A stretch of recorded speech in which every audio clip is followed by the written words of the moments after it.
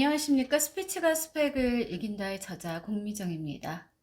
KBS 스튜디오의 천일야와 쾌활킨 야한 이야기, KBS 아나운서 이계진 충격방송 비화 뉴스를 말씀드리겠습니다. 딸꾹. 오늘은 28번째 낭독 시간입니다. 읽어드릴게요. 한국의 보비트는 스타도 못 되었다. 개가 사람을 물면 얘기거리긴 하지만 뉴스감으로는 좀 떨어진다. 왜냐하면 광견병이 들거나 방견이 사회 문제가 되는 경우가 아니라면 개가 사람을 무는 것은 있을 수 있는 일이고 당연하기 때문이다. 그러나 사람이 개를 물면 커다란 화제가 되며 뉴스감으로도 훌륭한 사건이다. 그렇지만 뉴스감 가운데도 묵직한 뉴스로는 곤란하고 가벼운 뉴스로 분류될 것이다. 이른바 토픽감이다. 토픽이라는 말은 화제라는 뜻이지만 신문지상에 늘 양념처럼 보도되는 해외 토픽을 오래 대하다 보니 아주 희한하고 재미있는 뉴스들, 특히 해외에서 들어오는 뉴스들은 토픽이라고 해야 제맛이 나는 듯하다. 사람이 개를 물었다면 뉴스가 된다는 유명한 말을 연상하게 하는 토픽들은 하루도 빠짐없이 통신문과 신문지상에 실린다. 방송을 하는 사람들은 시청자에게 전할 화제를 찾느라 늘 고심하는데 해외 토픽의 재전달이야말로 아주 좋은 방법 중 하나가 아닐 수 없다. 그러나 밑도 끝도 없이 그냥 해외 토픽을 전한다면 별 의미가 없을 것이다. 그 토픽을 전하는 이유가 국내의 어떤 일과 연관이 있거나 무언가를 연상하게 한다든지 시위에 적절한 동기가 있어야 또 다른 메시지가 전달된다. 94년에 일어났던 끔찍한 사건 사고 가운데 법정 증인 보복 살해 사건은 법 질서를 어지럽게 하고 많은 사람들을 불안에 떨게 했던 사건이었다. 자살한 범인 김경록의 시체가 발견됨으로써 사건은 일단락됐지만 죄 없는 아이들이 희생됐고 온 나라가 떠들썩했다. 그런 법정 증인 보복 살해는 3년 전쯤에도 일어나 사람들을 공포에 떨게 했고 과연 누가 올바른 증언을 할 수 있을 것인가 하는 숙제를 남긴 적이 있다. 그때 나온 이야기가 증언을 한 사람에 대한 신변 보호와 보상 등 증인 보호책이었는데 흐지부지 됐는지 실천이 잘 안 됐는지 또 그런 끔찍한 일이 일어났던 것이다. 법정 증인 보복 살해는 우리나라에만 있는 일은 아닐 것이다. 그래서 세계 각국 정부가 그 대책에 부심하고 있는 모양인데 3년 전 사건 때 나온 필리핀의 새 증인 보호법은 특이했다. 해외 토픽에 실린 기사였다. 필리핀 정부는 새로운 증인 보호 계획에 따라서 검찰 측 증인으로 나섰다가 살해되는 사람들의 자손에게는 현행법에 따라서 주어지는 혜택과는 별도로 약 357달러의 장례비를 지급한다고 발표했다. 법무부가 마련한 새 증인 보호법은 의회를 통과해 코라손 아퀴노 대통령의 서명을 받았으며 앞으로 15일 후에 발효될 예정이다. 기가 막히다. 장례비가 걱정돼서 증언을 못하는 것 같으면 357달러의 장례비를 지급할 터이니 마음 놓고 증언하라는 뜻같이 들려서 실소와 고소를 금할 수 없다. 94년 여름은 사상 유례가 없을 정도로 혹서가 계속됐다. 최고기온 기록 돌파가 문제가 아니라 고온의 날씨가 계속됐다는 게 특징이었다. 노약하거나 병약한 사람들은 추위에도 견디지 못하지만 더위에도 마찬가지라는 것을 경험한 지독한 더위였다. 그래서 사람들은 비를 기다렸고 시원한 바람이 그리워서 태풍이 오기를 기다리기도 했다. 따라서 일기예보는 그 어느 때보다 인기 프로그램이었다. 사실 날씨 방송은 더울 때나 추울 때나 가뭄이 심할 때나 비가 너무 많이 올 때나 무슨 큰일을 앞두고 있을 때나 항상 관심의 대상이다.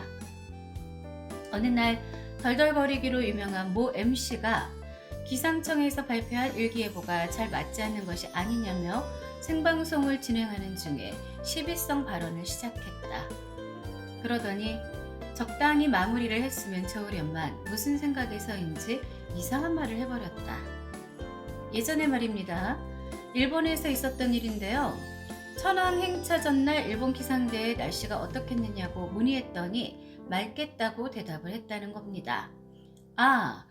그런데 막상 그 다음날 천황이 행차를 하는데 그만 비가 쏟아졌다지 뭡니까? 일기예보가 틀린 기상예보관은 그 책임을 통감하고 그만 자결을 해버렸다는데 그 정도는 돼야 하지 않겠습니까? 아니 말을 하고 보니 또 듣고 보니 내용이 엄청나게 비약하고 꼬여버렸던 것이다. 즉 일본 기상대 예보관은 날씨를 못 맞추었다고 자결했으니 우리나라 기상청 예보관들도 참고하라는 뜻이 돼버린 게 아닌가 말이다. 왜라고? 야, 이 세모야, 너 죽고 나 살자. 그런데 93년에는 서늘한 여름을 보내고 냉해 때문에 농작물 발육이 부진했는데 그해 전 지구촌은 홍수와 지진, 산사태 등 자연재난이 극심했다. 날씨가 썩 좋지 않은 영국의 국민들은 일기예보를 지나치게 중요시한다고 한다. 그들의 머리는 온통 날씨에 관한 궁금증으로 가득 차 있다고 할 정도라 한다. 93년 8월호 뉴스워크는 그런 사정을 말해주는 작은 사건을 실었다. 영국 노드요크셔의 일기예보관 빌 포기트 씨는 금년 여름에 춥고 습한 날씨 때문에 화가 난 주민들로부터 죽여버리겠다는 협박을 받은 후 경찰에 신변보호를 요청했다는 내용이었다. 영국 신사들도 못 말리겠다, 죽여버리겠다니. 아니다.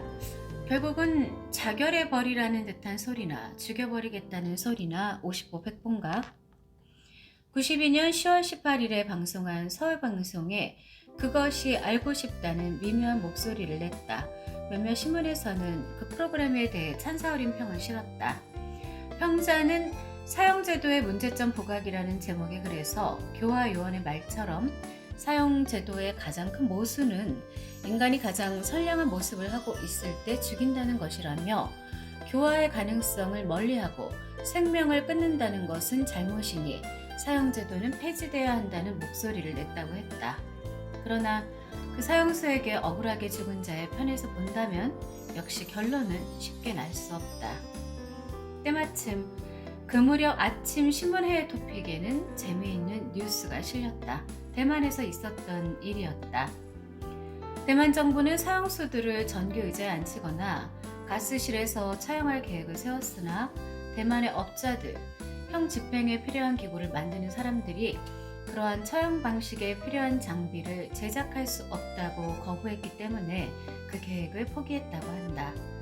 대만 법무부장은 입법원에서 말하기를 대만 사람들은 전기의자나 가스에 의한 처형을 비인간적이라고 생각하고 그런 장비를 공급했다가는 천벌을 받을 것으로 믿기 때문에 장비를 공급하려는 업자가 없다고 했다. 그는 이어서 그러한 이유 때문에 사법부는 이 두 가지 처형 방법을 버리고 고통이 덜한 것으로 여겨지는 총살에 의한 처형을 유지하기로 결정했다고 말했다. 아니, 총살은 고통이 덜하다고? 총살 당해봤나? 아니면 어떤 건지 한번 총에 맞아볼 건가? 남의 일은 쉽게 얘기한다니까. 비록 범법자를 처형하는 데 쓰이는 장비지만 만들지 않겠다는 대만 사람들은 묘한 인정도 있는 사람들인가 보다. 범행 현장을 보고도 신고를 안 하거나 못하는 게 요즘의 안타까운 현실인데 아마도 보복살해 등의 사건들이 그렇게 만들고 또 신고를 했다가는 진이 빠지도록 귀찮게 하거나 손해를 보기 때문이라는 이야기도 있다. 방송에서도 그러한 현실을 개탄하는 소리를 많이 한다. 우리 여성들이 성폭행 사건으로 순환일 때 대만에서 일어난 성폭행범의 일대 순환기가 해외 토픽에 실려 후련했던 일이 있다. AFP 통신이 전했다.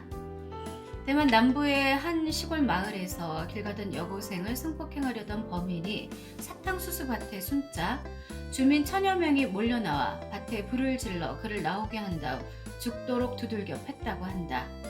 밤에 자전거를 타고 귀가하던 한 여고생이 일을 당할 뻔한 사건이 발생하자 성난 인근 주민들이 모두 저마다 손전등을 들고 나와 밤새도록 5시간이나 주변 일대를 수색하다가 끝내는 범인이 숨었을 것으로 보이는 사탕수수밭에 불을 질렀다.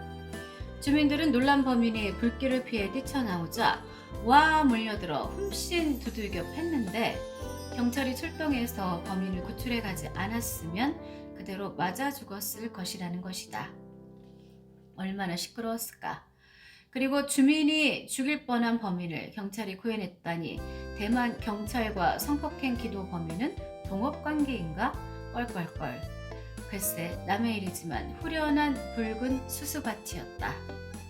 어떤 기자의 표현을 빌리면 우리나라의 성폭행 범죄율은 세계 3위밖에 안 된다는 소식이 있었지만 그건 비아냥조의 위안이었고 수많은 여성들이 밤거리를 다니기를 무서워했고 죄 없는 대다수의 남성들은 얼굴을 들고 다니기 힘들다고 했다. 그럴 무렵에 있었던 대만의 사탕수수밭 불지르기 토픽은 우리의 스트레스를 풀어주는 대행쇼처럼 느껴져서 매우 통쾌했고 한편 우스웠다. 너무 끔찍한 사건이라서 시시할 법도 한데 미국이라는 나라는 이상해서 보비트 사건 같은 사건을 세계를 향해 동네방네 떠들어댔다. 성을 잘린 보비트는 이력 세계의 스타가 됐고 세계 도처에서 유사한 일들이 벌어졌다. 중국에서, 대만에서, 터키에서, 필리핀에서 그리고 우리 한국도 그 대열에 들어서서 의정부에서 절단 사건이 있었는데 한국의 보비트는 스타도 못되고 과다출혈로 숨지고 말았다. 그런데 그의 직업은 용접공이었다. 아이러니다. 이렇게 지구나 저렇게 지구나 일생일사의 진리는 같은 것이다. 자기가 지은 죗값에 죽는 것은 하소연할 것도 없고 동정받기도 어렵다. 그러나 같은 인간으로 태어나 불행하고 비참하게 세상을 살다가 죽는 사람이 이 지구상에는 얼마나 많은가. 자연재난으로, 질병으로, 전쟁으로, 독재의 그늘 아래서, 폐쇄된 원시사회에서 인간의 모습으로 태어나서는 비인간적인 모습으로 사라져간다. 불쌍하다.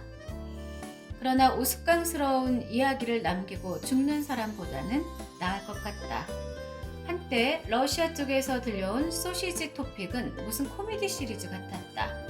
길거리에 주인 없이 돌아다니는 개, 돼지, 소 등의 가축은 소시지 공장으로 직행시키겠다는 엄포가 있었던 얼마 후 바로 그런 가축으로 만든 소시지였는지는 모르겠으나 술집에서 친구와 말다툼을 벌이다 소시지에 맞은 청년이 그만 천당행하여 불기의 객이 돼버린 일이 있었다. 또 그 얼마 후 육류상점 앞에서 소시지를 사려고 줄을 서서 기다리던 주부끼리 무슨 시비가 생겨 급기야는 코를 물어뜯어 중상을 입혔다는 소식도 있었다. 아마 억울한 짐승 잡아서 만든 소시지 속에 한 맺힌 가축들의 원혼들이 들어있었던 모양이다. 재미있는 세상이다. 이런 이야기가 방송의 조미료 노릇을 한다.